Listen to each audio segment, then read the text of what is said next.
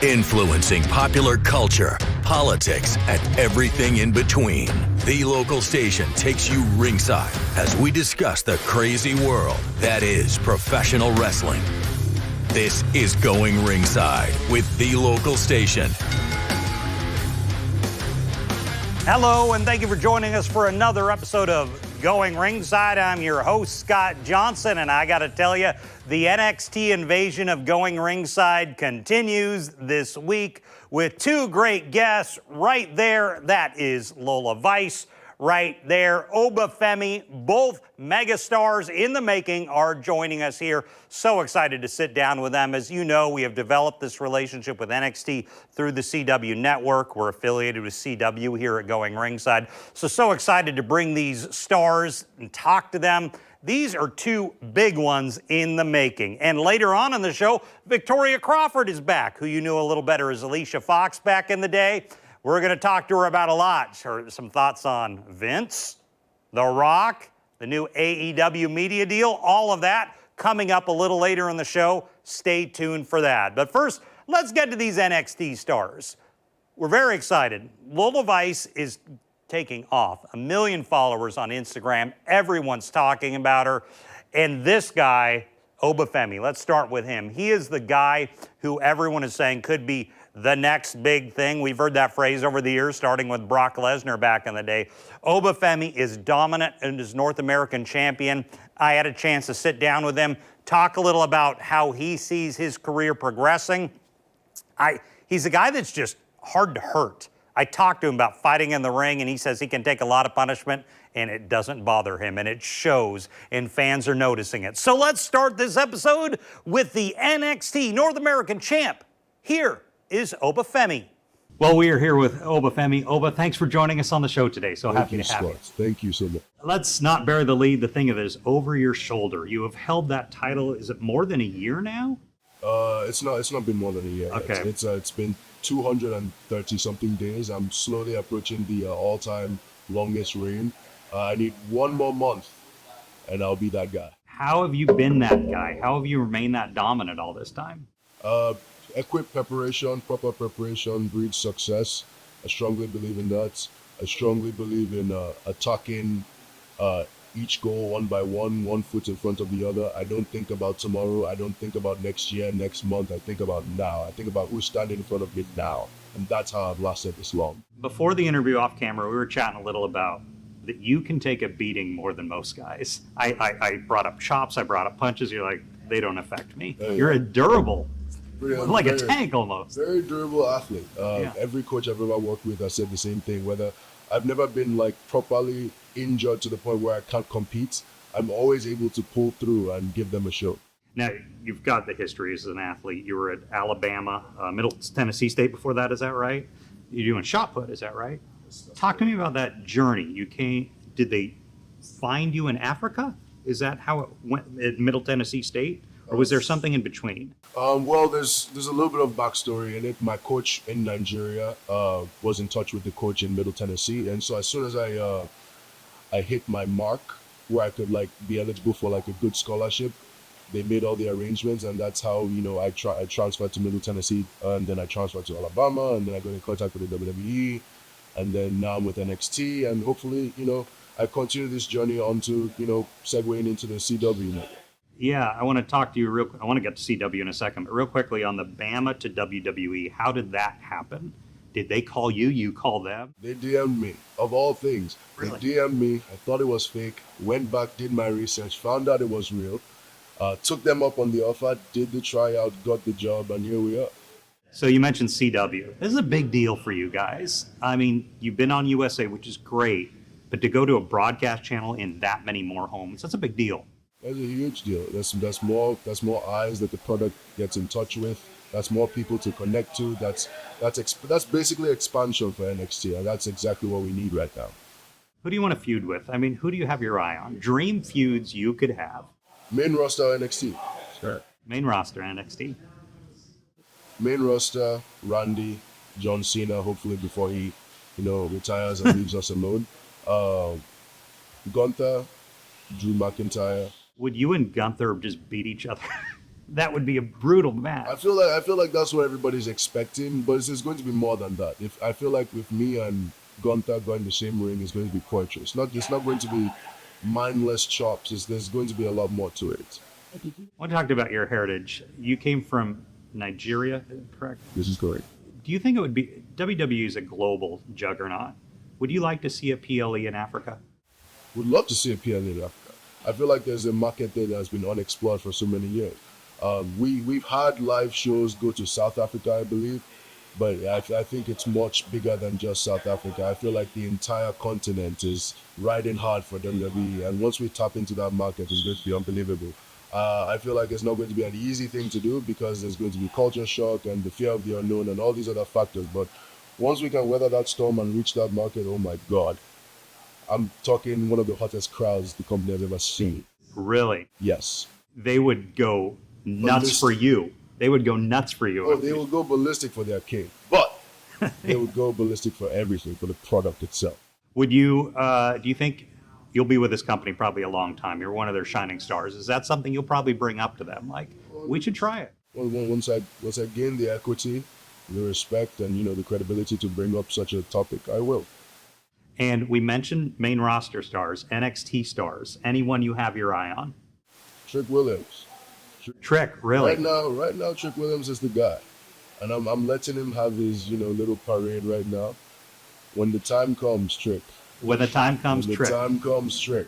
Does he want any of this? I don't think he does. Yeah. I think he wants to be a star and be entertaining, but once he crosses that line and comes into this realm, this is the real. This is the raw. I don't think he wants this. And on the CW thing, and also you've got Netflix deal, SmackDown's moving around. Is it an exciting buzz in the locker room among the boys? 100%. Everyone is excited that we get to expand. Everybody sees this as a bigger opportunity because we're basically changing our audience, and with that change comes new interests. So people who haven't been getting, the feedback they want, probably get that feedback they want. So this is a big thing for the boys in the back, and they're very excited. Oba Femi, thanks for joining us on the show today. Thank you. So it was really interesting to see what Oba had to say about a PLE, or pay-per-view as I still call them, in Africa. That would be huge and very intriguing if TKO WWE was considering trying something like that. But also, let's talk about this lady here, Lola Vice. She is one of the stars. People are tuning in to NXT to watch her. She's a big deal, and she's going to continue to be a big deal in weeks and years to come. She doesn't have a title yet. Still working on that. That is still a work in progress, and we talk about that in this interview, but she is a megastar in the making, just as well as Oba is. So let's get to it. Here is my interview with NXT star Lola Vice. We're here with Lola Vice. Lola, thank you for joining us on the show today. So happy to have you here today. Hola, thank you for having me. I'm so excited. So I want to get to some stuff on your career, but I want to get kind of the CW thing, you guys, with NXT going to CW. Broadcast television, probably more viewers than any other WWE product, This is a huge deal. What do you think about it? Look, I'm just so excited to be part of this company in this time right now. Like NXT, we're evolving, we're premiering on the CW. This is a dream come true for me. I used to watch the CW growing up. I know that we have a different audience, and that's what I'm looking forward to the most, bringing our entertainment to this new network. Now, they know the entertainment, they know what you look like, but how tough you are is something else about you. In Bellator, you 5-1?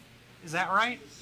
What was 4-1? What was that like as training going into wrestling? It's very different. Really? But this is way harder than anything I've ever done in my life. And why do you say that? Because when you're fighting, you have one objective, and that's to knock that person out in front of you. But here in the WWE, you also have that objective, but you're also an entertainer. And there's so many other things that go into this. So it's way harder. When I was fighting, I used to fight one every 4 months, but now I'm fighting every week, every weekend. It's nonstop. It's just adapting to this lifestyle is different, but I know that all the tools I've learned in my life have helped me for this. So I get the fight backgrounds, and I get the beauty, the elegance, into NXT, and I'm just really excited to show that women could do both. Why did you decide to leave MMA for wrestling? I mean, what was the decision there? So the decision was honestly when I got invited to WrestleMania in Dallas, and I saw it for the first time, and I just knew I was born for this. But my goal in my life was always to end up being in the WWE. I just didn't know at what point in my career. I thought I was going to do it like Ronda later on in my life when I was a little bit older. But once I got this call, I knew that this opportunity only comes once. And I had the opportunity to be the first Cuban American woman. And I just knew that this was my time, this was my destiny, and this was my path. You're talking about being young. How old are you? I'm 26. 26, so you got a long ways to go. Where would you like to go? Dream fights, dream matches, dream angles? So definitely I want to headline WrestleMania one day, and I want to do that in Miami like The Rock did. Yeah. I think like that's going to be a moment in my career at one point. It's going to happen, and I'm manifesting it, but that's a dream I have of me. But honestly, I'm very proud of the accomplishments I've had this year. I won the breakout tournament. I did the first female NXT Underground match in history. I'm doing things that nobody will ever take away from me, and I'm pioneering my character in a different way that this program has never seen before. To get you over the hump to a title, what do you need to accomplish? What needs to happen for you to get that gold? So I already had 2 title opportunities. I cashed in my breakout contract in Vengeance Day, and unfortunately I lost that time. It was a little too early. And then I recently had a title match against Roxanne Perez, and I almost won, but I hit my arm really hard. I nearly broke it, and she hit me with 5 pop rocks. 5 pop rocks. But when I got up, the crowd gave me a standing ovation, so I was this close to getting that gold. But I know very soon, in the next 6 months, I will have an opportunity again, and I will become the first Cuban American NXT Women's Champion. You tagged a lot with Elektra Lopez, is that right? Ugh. Okay, interesting that's. I want to dig in on that a little. What was that relationship like? And obviously, it's not what it was. Yeah, I mean, Elektra was just always jealous of me, and she never wanted me to have my shine. And at some point, I got sick and tired of it, and I turned on her, and then I ended up beating her. But Elektra even tried to help me in the breakout tournament, but I never asked her for her help. She always was jealous. She wanted to be in the spotlight. She knew I was the biggest name coming into the WWE, and she wanted to write off that success. And you still feel that way, I can tell. Yeah. So going into 2025, you'll be on CW. You're going to be a global sensation at this point. Does it go to your head? I mean, let's be real. You're 26 years old and you're a global icon now. What's that like? Honestly, I didn't need to say this, but I'm very humble because I believe anything God gives you, He could take from you. So every day I train like I have nothing. And sometimes I have imposter syndrome. Like I don't believe I've accomplished the things I've done in my life. People don't realize that when I fought in the cage, I was 18 years old. Is it hard to be humble in this business? Yes, it's a good and a bad thing, but I'm learning to be humble, but also be very confident in myself, and no one could take up for me. Lola Vice, thank you so much for joining us on the show. Thank you for having me. And I want to thank the NXT stars for continuing to give us such great content here. And someone else who likes to bring us content, Victoria Crawford, a.k.a. Alicia Fox back in the day. Victoria, how you doing? It's been a few weeks. I know. What's going on with you? Oh, man, so much stuff. Getting ready for our next Accelerator event, and just getting ready to do some in-ring wrestling events. So since we had you on last, a lot has happened in the wrestling world.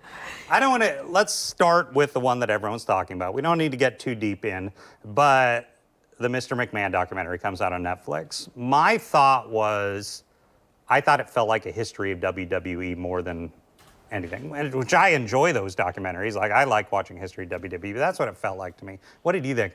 I feel the same way. We kind of already know those things, but I were really intrigued by Vince speaking from his own person about... We never really see that. We've never seen that, and he's just an intriguing person. So I thought for that, I enjoyed listening to that. But how can you tell that kind of story. Like, Yeah, it's 40 years. It's 40 years in the public eye, so it's difficult. I don't want to belabor the Vince thing too much because we got some stuff coming up on Going Ringside. We'll get to that in coming weeks, but a couple other big headlines are coming out. Sitting here right now, just a few hours ago, The Rock shows back up at Bad Blood. So what do you think this is? Is this the build-up to Mania? everything builds to Mania. Everything builds to Is that Mania. how it works? So, like, do they start the planning? Because we're like 6 months. Is that kind of how it works, that there is a lot of planning for that? You know, WrestleMania is the biggest show that we have in the whole large body of all of our events, but everything has to lead to Mania. Everything. Every pay-per-view leads to Mania, and that's part of our storytelling magic. But I can't tell you too much. Don't, but no, yes, let's not give it away. Everything leads to Mania, but everyone also says never say Do you think never. we'll see The Rock constantly, or do they kind of, like, at critical points? I hope we get to see The Rock constantly because he has the opportunity to live both, be in ring and take care of business. You know, our business is evolving, time is evolving. So He's a ratings juggernaut. he's ratings When he comes on, juggernaut. you don't. So I've heard over the years, you know, there's a debate about, well, this guy like took up my screen time. Screen time's a big deal for wrestlers. Yes. But at the same time, he's drawing in millions of dollars for this company.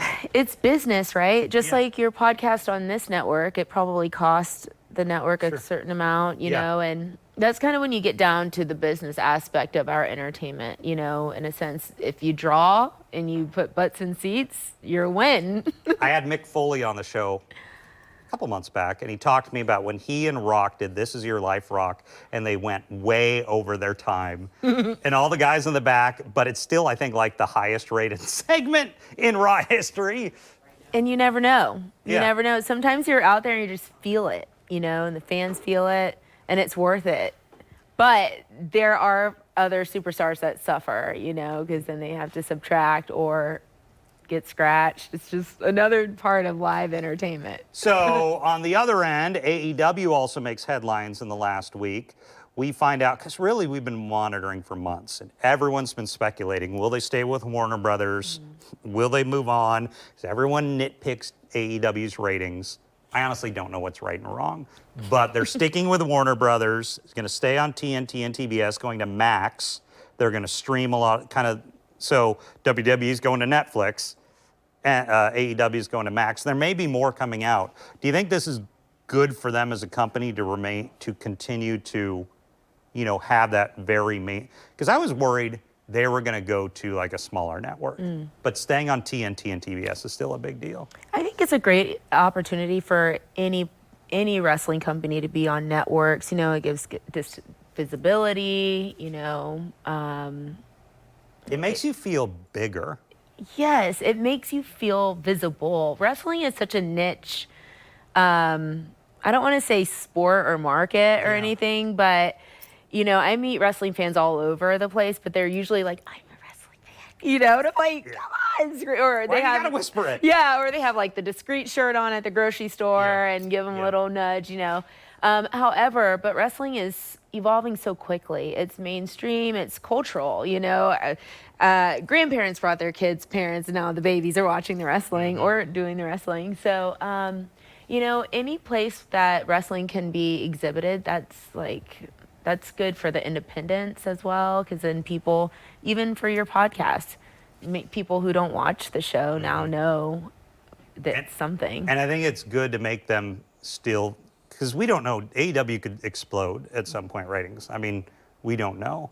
But I think it gives them that gravitas. You know, we are on the big network. We are on Max, which is one of the big streaming platforms out there. And I was talking to our sports guy. I wanted to get him on, but he's a bit busy with sports right now. And he was telling me the Khan family, Tony's dad, can dump as much money as he wants to into this. It is a passion project for him. And money is and we haven't really seen that before. I mean, Vince was a billionaire. the Khans are even richer.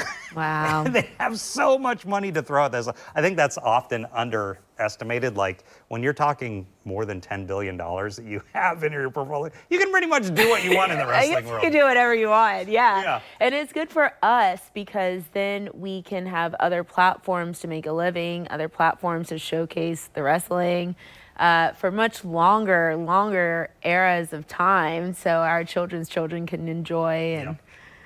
And there's still some rings open for me to get into, you know? Yeah, absolutely. Well, Victoria, thank you for joining us, and thank you for joining us. We have some big stuff coming up in the next few weeks, so do not miss Going Ringside. Thank you for watching. We'll see you back here next time. This has been Going Ringside with The Local Station, brought to you every Wednesday on your favorite podcast player, on New Sport Jacks Plus, as well as the New Sport Jacks YouTube channel.